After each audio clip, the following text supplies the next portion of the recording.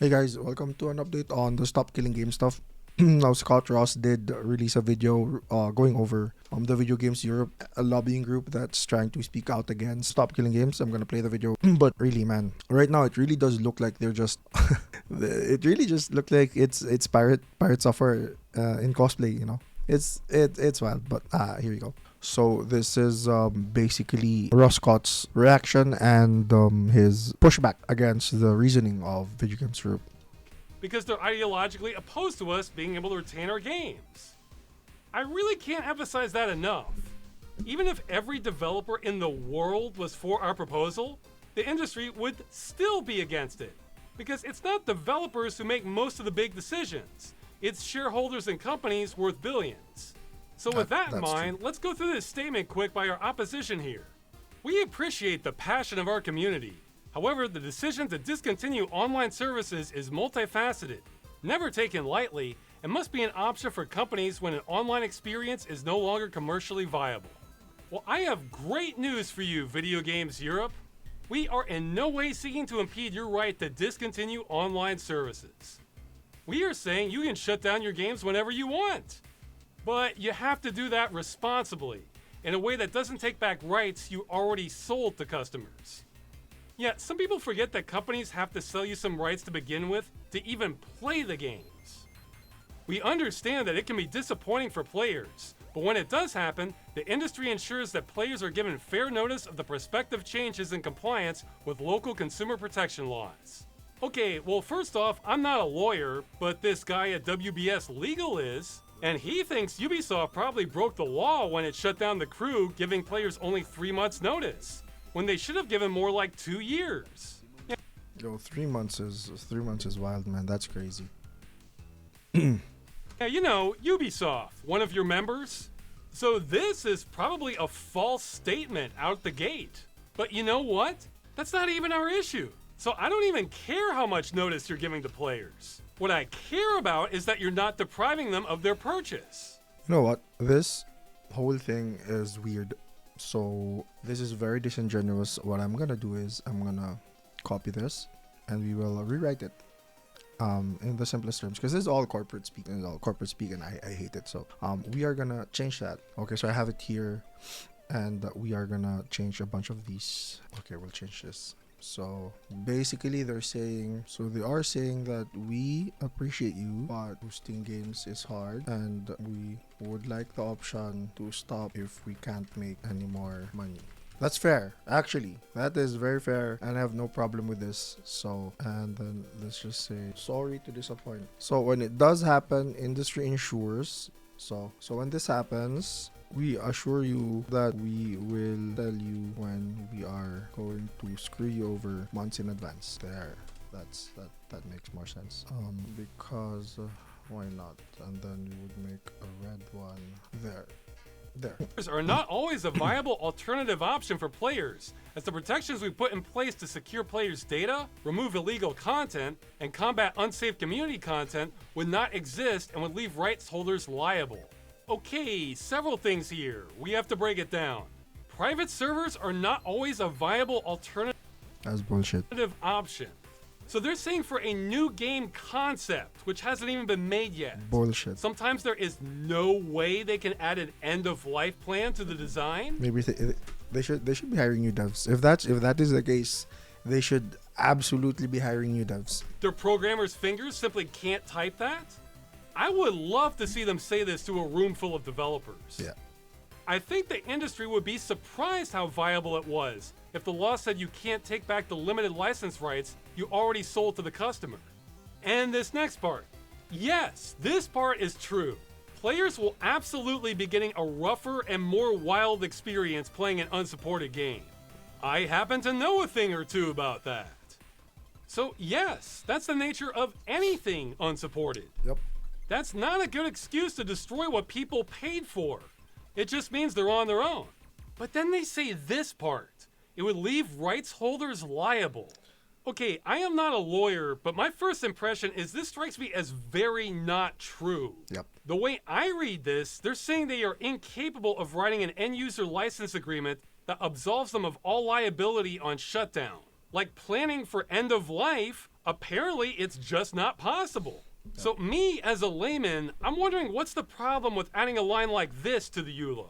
Once our company ends support, we are not responsible for any and all issues that arise from users continuing to operate the game in a discontinued and unsupported state, and absolve ourselves from any and all liability pertaining to its continued use.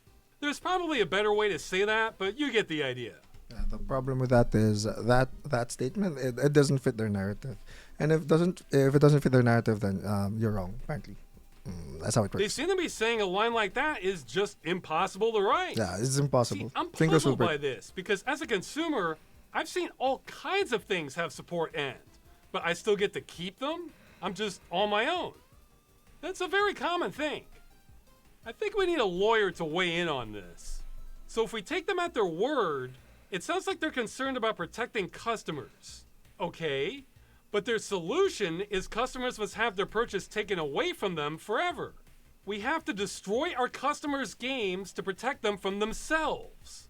I Yeah. normally don't like to use this phrase because it's thrown around too much, but this is beyond nanny state. This is more like Terminator state. Take a game like Star Siege Tribes. For all purposes, that's a game intended to run online with other people, or over a network at the very least. It was discontinued in 2004, but you can still run it today, online. This lobbying group seems to be saying that's a liability. No one should have been permitted to run this game after 2004, and it's a mistake that this game is still allowed to exist because of the risk to consumers. We would have destroyed every last copy of it back in 2004 if we could have. Ironically, there is an article that I'm gonna talk about after this one that kind of echoes that sentiment. Oh my god. We couldn't then, Unironically, but we actually. can now. So that's our business model with new games. See, I take that as extremely hostile to both customers and preservation. So my question is, why can't we allow customers to continue playing the game, but adding a splash screen saying something like, "Warning, this game is no longer supported. Running it could represent a risk to your security. We assume no liability for what may happen as a result." Because doing this is like them admitting they were wrong, and of course they won't do it. Of course. That strikes me as a reasonable compromise. In addition, many Where were we? titles are designed from the ground up to be online only. In effect, these proposals would curtail developer choice by making these video games prohibitively expensive to create. This part right here is absolutely the dumbest. This is the dumbest part of this whole thing that I've read that Pirate Software has argued for, and that this it's so this part literally actually makes me mad. Okay, I'm this not gonna part lie. is a little more complicated because every game is different. But when I I'm not see buying this, I'm thinking of auto manufacturers saying how they can't afford to make cars if they're required to include seatbelts in them. Because no one ever made that argument back in the 60s. However, I think there is a big piece being left out of the discussion here. A whole lot of the complexity and cost of making an online game comes from all the microservices involved. Yep. And guess what? The We third don't party need ones. the vast majority of them for an end-of-life build.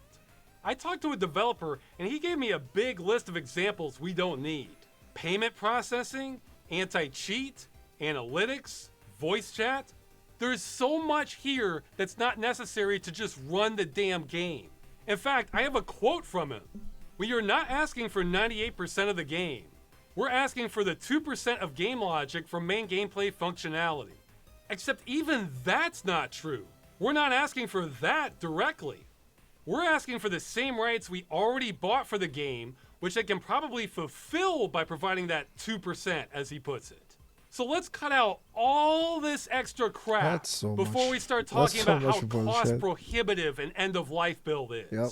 Now, that does mean designing games so it's easier to turn off all these microservices is a very good idea. And that also means it may not be practical for some existing games. Yes, exactly. Good thing for the industry, the initiative is not retroactive. Good thing you can write that in. And most publishers already have a local test environment for a game, which I'm told is bad practice not to. That's half the battle right there. So this statement? No, this one is meme level. I do not Meme level. He's being nice. This is absolutely like a flat-faced lie, man. This is absolutely garbage. believe the industry when they say this is so expensive it's not possible. Especially when it's been done many times before. This is seatbelts all over again. And how about getting input from big European developers not on this list? Epic Games, Activision Blizzard, Namco. Shit. All of these Roblox.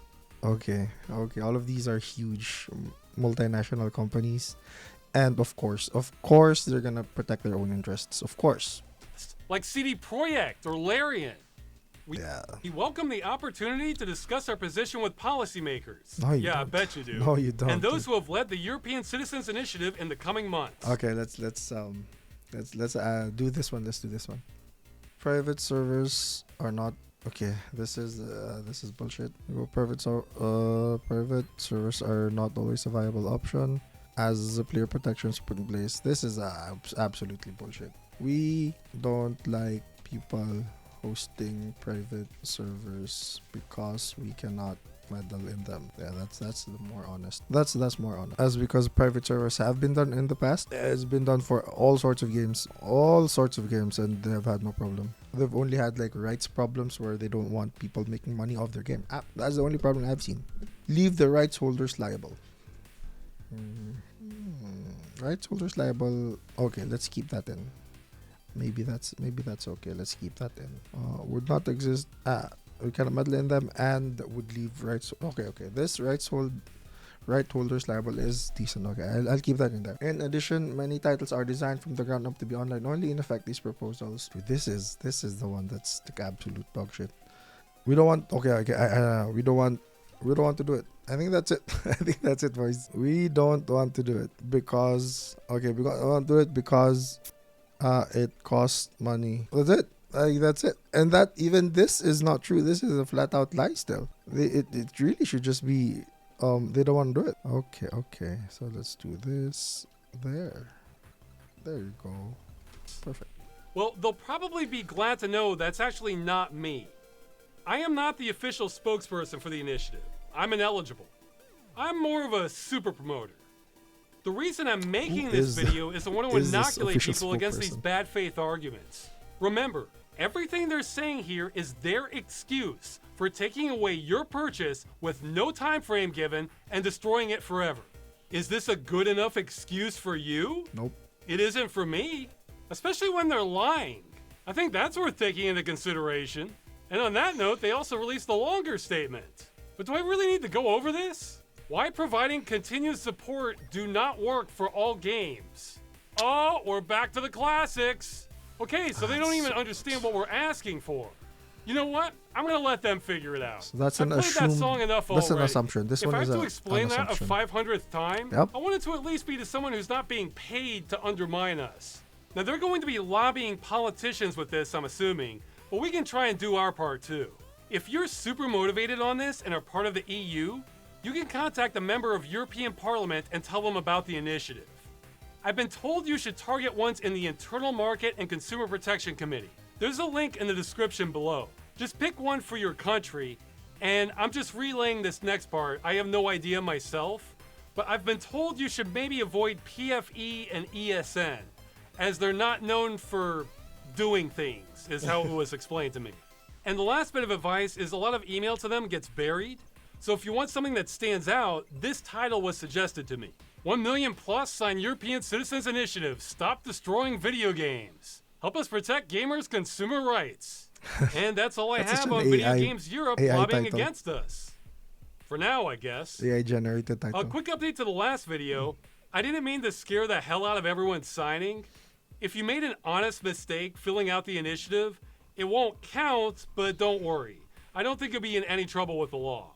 Just don't spoof fake signatures. That's the part that's a big deal. Also, don't sign if you're not voting age. I've said this before, but it's been a while. There's always 50 things to cover. Finally, if you have made a mistake, you might be able to get it corrected. Get in touch with the official spokesperson, Daniel. His info is on the initiative page. All right, that's it. Keep signing to make sure this happens. Go, keep signing, boys. So basically, if we boil down what they said, actually, we appreciate you, but hosting games is hard, and we would like the option to stop if we can't make any more money. Sorry to disappoint you guys. That's fair. So when this happens, we assure you that we will tell you when we are gonna screw you over months in advance. We don't like people hosting private servers because we cannot meddle in them. We have no control over it, and plus we could get sued. That one's okay. And then lastly, we don't want to do it because it costs money. This basically, to me, what it reads like. If I remove all of the corporate like slop in there. But yeah, that was the whole statement. So I did say there was something else that came up recently that I thought was interesting, to say the least, about this. And this was linked to me by my brother, actually. I was like, what the, is this real? So I'm just gonna go to the article and read that, guys, too, okay? So this article says, it's titled Ubisoft EULA demanding consumers to destroy delisted games. Destroy games. Adds fuel to stop killing games movement. Okay, stop killing games. Now here we go. The company delisted the crew, Racer from storefronts, revoked digital licenses, and closed servers. Now, gamers who more closely examined the Ubisoft EULA discovered some surprising language. The publisher actually instructs consumers to destroy their copies of a game. Wow, that is wild, dude. Gamers will only glance at them before signing. Nobody ever reads the EULA. Come on, end user license. Nobody ever reads that lawyer speak bullshit. That's so long. Nobody reads that. No, absolutely nobody reads that. Now, does it make it right? But it is what it is. The EULA attempts to guard companies from potential lawsuits. They may limit the publisher's liabilities for server downtime or warn against piracy. Still, it is the last sentence in the agreement, dude. It's at the very bottom. For Ubisoft games causing an outright, the company states, upon termination for any reason, you absolutely have to immediately uninstall the product and destroy all copies. Burn it to the ground. Come on. Of the product in your possession. God damn, dude. So it does say that Ubisoft updated their EULA and now it says you must destroy copies of the games.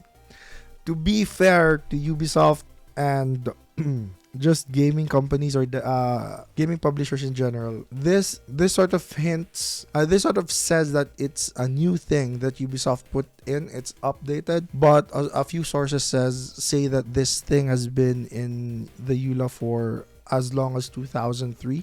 That still doesn't make it right. And also that this similar kind of wording is in other games like Final Fantasy VII Rebirth, among others. So again, even then, that means they're all wrong. This is not right. This is very consumer unfriendly. So consumers generally don't respond positively when told how to use their PCs or eliminate property. That's right. The Ubisoft EULA is not unique. There you go. Other games as Oblivion Remastered also require similar agreements. So yeah, it's messy. Man, the industry is just really horrible right now. Like, there's not enough that we get money grabbing soulless games these days from these very large used to be companies that I loved, like Blizzard. I used to love Blizzard and I used to have a bit of respect for Ubisoft, but everything, just all those big corporate companies now, man, just their name absolutely means almost nothing to me now. Like when Blizzard first came out with Overwatch, I was like, oh man, Blizzard's gonna come up with an FPS game. It's Blizzard, man.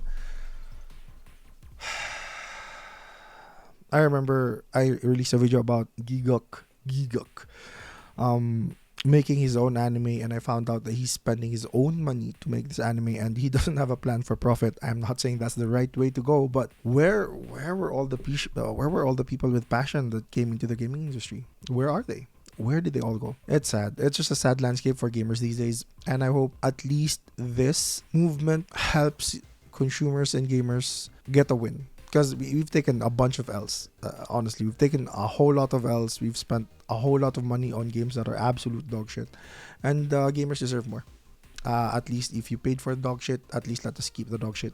Yeah, you can at least do that much for us, man. That's it. I don't know if there's gonna be more updates for this, but I will still make videos about it. If there are updates, I will still cover it. I appreciate all of you for watching the videos, and I'm gonna make I'm gonna go ahead and look for the next video to make. If you like the video, please click all the things as usual. Thank you guys. Sorry for my voice, I am sick. See ya.